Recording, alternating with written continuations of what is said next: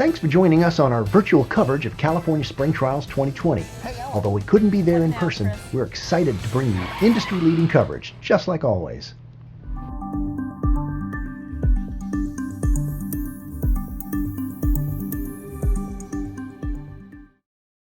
My name is Jonathan Cooper with Flamingo Holland. Welcome to our VirtualCAST. We got a couple of plants that we want to show you today. So here we have the Pramila Oak Leaf. As you can see, this is a really unique primula on the market. It's got this oak leaf-like foliage, and then you've got this yellow-red bicolor flower to it. So really a different look than what you typically see for primula. It's extremely hardy, down to zone 4.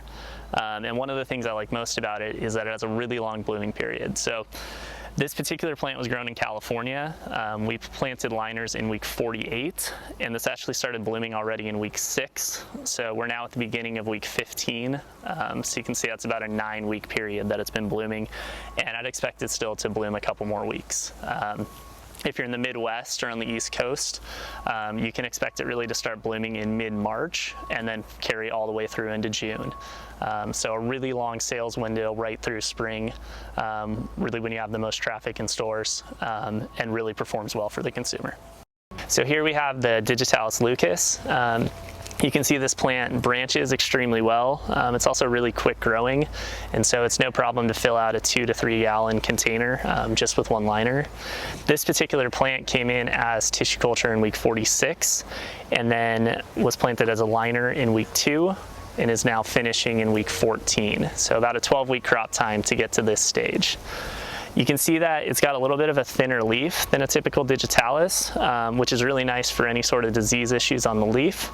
But what I really like most about this plant is that it has a really long extended blooming period. So you get a couple of weeks of blooms out of it. So it just gives you a lot longer sales window, and is just a much better plant for the consumer.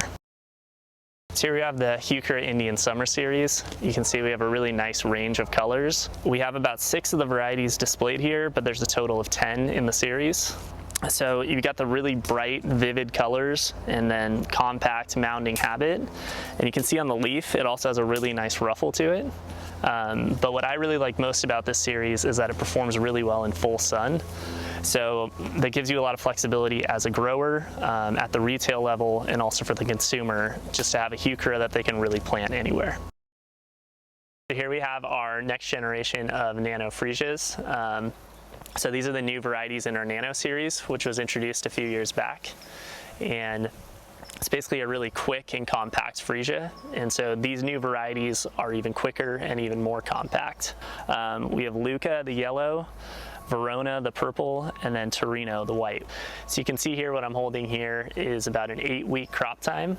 And this is grown naturally with no PGRs, so just really naturally compact, easy to grow, and you can really get a quick turn with this crop.